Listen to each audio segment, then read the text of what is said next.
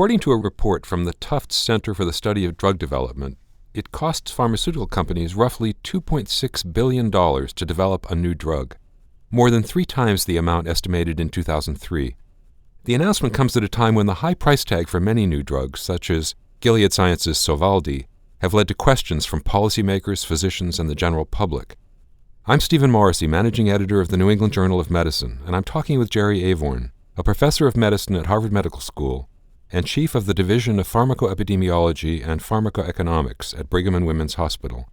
Dr. Avorn has written a perspective article on the $2.6 billion figure and drug development. Dr. Avorn, the same Tufts group calculated the cost of developing a new drug in 2003, and at that time, the figure was $802 million. Are there legitimate reasons why the cost of drug development might have increased so much faster than one would expect with inflation?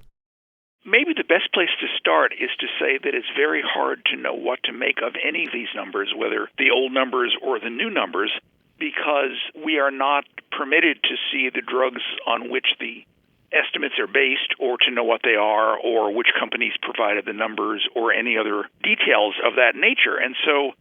before getting drawn into why is it as high as it is, or why is it rising, I think it's useful to spend a moment just saying, is this really the kind of economic analysis that one would expect to see in a pharmacoeconomic study if we can't really get to the source information to find out what to make of whether it's accurate or not? In terms of the 2003 figure, did that information ever become apparent? Well, it was published in the Journal of Health Economics about a year after that press release or press conference. But again, part of the methods that were the terms under which the investigators were able to get the information from the companies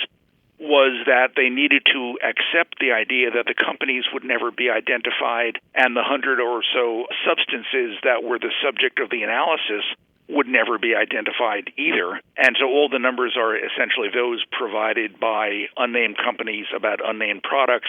for which the source data will never be revealed. And if the past is any guide, when that was published in the economic literature, the same provisos applied. So we'll probably never know any more than we did last time what the companies are, what the drugs are, and what the raw data were.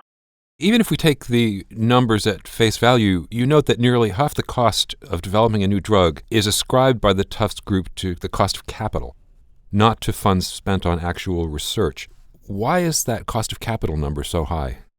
Well, part of it is based on the assumption that there's a plausible assumption and then a bit of a stretch assumption. The plausible assumption is that whenever any company invests in anything, the money that it needs to use for that investment cannot be used for anything else. And so there is an opportunity cost that needs to be taken into account. And that makes sense.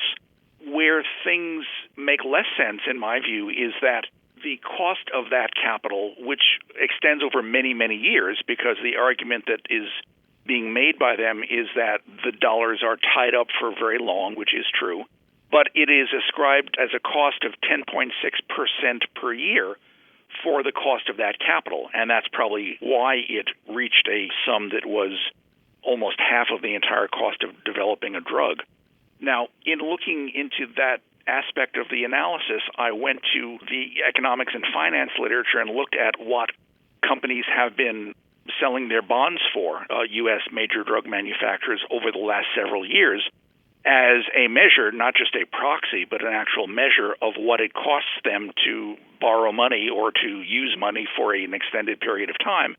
And they have, over many years, been selling bonds at a rate of 1% to 5% because they're very good credit risks, because they are such lucrative companies. And so it's hard to understand if a company can write a bond and get 4 or 5, or have to pay 4 or 5% to borrow that money. It's not clear why the Tufts investigators said that it cost them 10.6% a year to tie up those dollars. And the largest fraction of the $2.6 billion was actually attributed to the cost of compounds that fail early in development, problems with safety, lack of efficacy. Are there ways that companies can choose compounds more efficiently or identify the problems earlier in the process to avoid some of that expense? That's an important point. And again, it's perfectly fair to say that the cost of bringing a successful new drug to market does need to take into account all the money that gets spent on the cost of developing drugs that don't make it to market, either because it turns out that they have unacceptable side effects or they don't work as well as expected or whatever. So again, that aspect of the analysis in concept is plausible. But when one hears discussion about why are drugs so expensive and what can be done to reduce the cost, that often, not by these investigators, but by the industry in general, gets conflated with the idea that, well, the FDA is so slow and they have all these requirements of safety and efficacy. And if you really piece out where the cost comes from, it really is not because FDA or any of the other international drug approval bodies are taking very long. They're actually doing things rather briskly. It's really the cost of all the drugs that fail. Now, inherently, drug development is a risky business, no question about it, and we certainly cannot know in advance which drugs are going to be winners or which drugs are going to have unexpected hepatotoxicity or QT prolongation or something else that may not be expected initially. But I think in thinking about the cost and the science, it is important to appreciate that really the reason that drugs are so challenging to develop is that for whatever reason I mean the scientific community, are not as good as we ought to be in identifying which drugs are going to turn out to have either unacceptable safety problems or efficacy that doesn't pan out. And people who've observed the industry have wondered whether perhaps if the pharmaceutical industry could be more adept at identifying drugs that are going to have safety problems somewhat earlier, whether through biomarkers or better toxicity studies, or drugs that are not going to have their efficacy pan out, that would be a very effective way for there not to be as many losers as there are. According to the Tufts study, and again, we can't be able to validate that because the numbers are from sources that remain secret, but the estimate that they make is that 80% of new compounds fail and only 20% make it to market. So I think a very productive way of thinking about the problem would be to see whether industry might become more efficient at spotting either efficacy shortfalls or safety problems earlier on before they get deeply into clinical trials, and how can they manage to do a more efficient job of that than they are now doing. The Tufts estimate doesn't consider drug development costs that are borne by the public for a large number of pharmaceuticals. How much does government funding contribute to the development of drugs in general, and should that be accounted for in future estimates of this number? The contribution of the public sector, whether it is through the National Institutes of Health or the National Science Foundation, or even organizations like the Howard Hughes Medical Institute that contribute so heavily to biomedical research, tends to get ignored in a lot of these studies of how expensive it is for companies to develop drugs. But if we're going to have a national policy that looks at this issue of discovering new treatments that is even-handed and comprehensive, we can't ignore the fact that an awful lot of, perhaps the majority, of the major insights about whether it's receptors or genes or any other mechanism that a drug is designed to target, most of that is in fact developed in the public sector, in academic medical centers or universities with public dollars from NIH or another source. And ignoring that aspect of the total life cycle of the drug, from key basic science insight to a product that a doctor can write a prescription for, ignoring that first piece really does a disservice to an understanding of what it takes to get a new drug. And that's particularly relevant at a time when the source of that basic science research, namely NIH and other publicly funded research funding sources,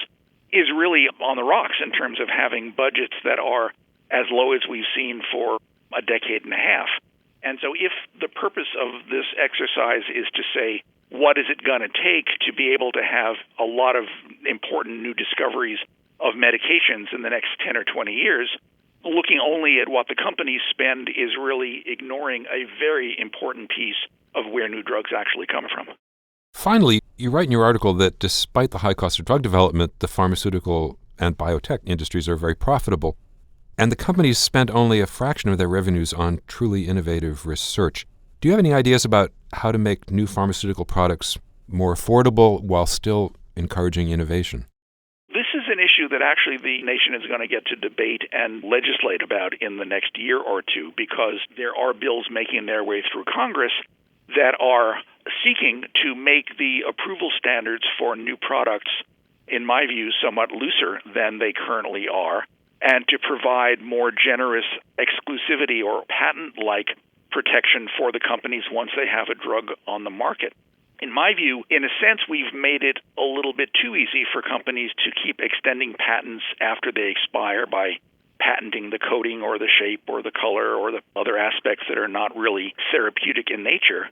And in addition, we have not fostered the innovation that would spring up if we were to say, as the Founding Fathers intended when they wrote the patent legislation into the basic laws of our country in the 18th century, that we want to favor innovation by protecting innovators for a finite period of time, and then that protection is designed to come to an end to spur more innovation. And the more we make it easier for products that may not work so well to get approved, or make it easier to just keep extending exclusivity rights beyond what was intended by the original writers of our patent law hundreds of years ago,